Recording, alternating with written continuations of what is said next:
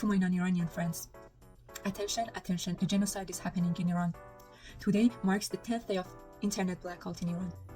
The Iranian government has openly stated that they are not planning to restore the internet, at least not until March. Some cities have spotty internet at times. And while a few people were able to connect via Starlink, the government has sent signals to block Starlink internet. When I talk about internet blackout in Iran, I'm not talking about an abstract concept.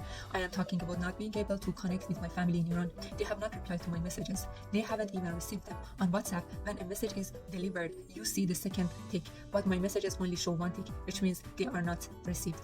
When you see Iranians like myself so deeply occupied and concerned about the situation in Iran, it is because this is our life story. It is something we have been dealing with our entire lives. I'm speaking from my own life. In 2013, I had to cross the border of Iran to Iraq on foot, facing the danger of being shot by the Islamic regime. My life was at risk because I was in danger of being arrested simply for not sharing the same belief as the government, simply because I was a Christian and a new believer. As a 19-year-old woman, I was forced to flee my country, putting my life in danger and becoming a refugee. I went through some of the toughest years of my life, 6 years of displacement living in Iraq and facing challenges of immigration after coming to Canada. Because of the government, I have not been able to return to my country. Even when my father passed away, I was not able to go back to Iran to attend his funeral and mourn his loss. I am only one of thousands of Iranians living in exile with similar stories. Today, I am deeply thankful to be living in Canada, where I can speak freely and share my experiences with you. I am grateful for all the opportunities Canada has given me. The past week has been an incredibly dark week for Iranians outside of Iran, being in total darkness of reality in our country. What the Ayatollah is doing in Iran is very similar to what Hitler did, if not worse. As the saying goes, they are creating a blood pool in Iran. On the morning of January 13th, when I heard that 12,000 Iranians had been killed by the regime in only 2 days, I was in complete shock. And to our horror, this number is not even accurate. The number continues to rise, possibly to 20,000 or more. In addition to this, reports indicate that more than 50,000 people have been wounded and more than 18,000 have been arrested. People in Iran do not have access to the internet. They cannot connect with their families outside the country. As I mentioned earlier, they cannot even tell the world what is happening to them. The small amount of information that manages to come out reveals horrific realities, stories of extreme violence that are difficult to comprehend. We hear of hospitals overwhelmed, of people suffering severe injuries, and families being denied to the bodies of their loved ones so they cannot bury them with dignity. We hear of families being forced to pay the bullet used to kill their children. Imagine losing your loved one to this brutal regime and then being charged by the very people responsible. We also hear about women whose bodies are never returned to their families, and families who are forced to bury their loved ones in secret to prevent the government from taking their bodies. There are reports of Iraqi and Afghan forces being brought in to suppress and kill Iranians. Because of this, Iranians around the world are rising up. Yesterday, January 17th, in Toronto, over 120,000 Iranians gathered on Yonge Street to protest and declare that they are the voice of the people inside Iran. So what do the people of Iran want? Why are they risking their lives?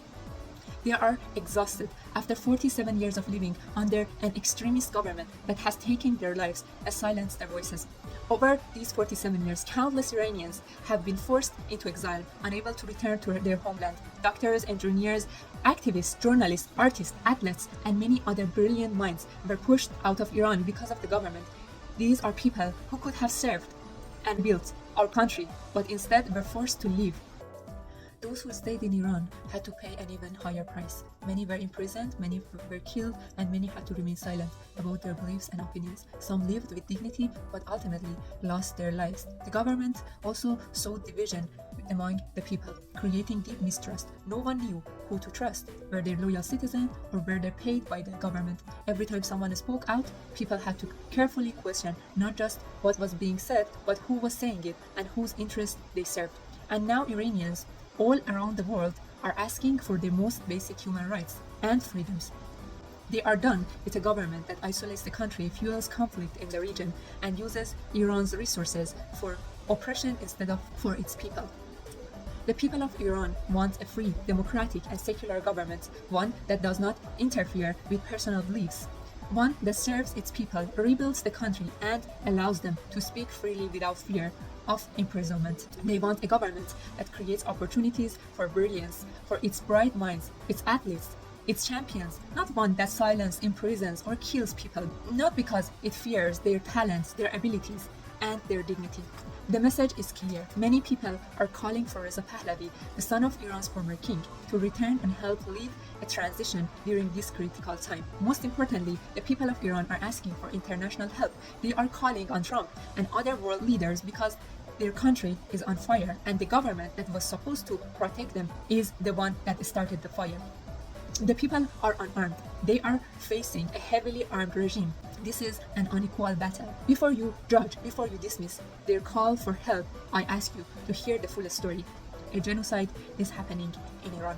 Silence is not neutrality, silence is complicity. Please share the story of Iran. Please tell the world what is happening. Please be the voice of the people of Iran. I repeat one more time. A genocide is happening in Iran. Do not close your eyes. And by the way, let's not forget, this is not Iranian flag anymore. This one is.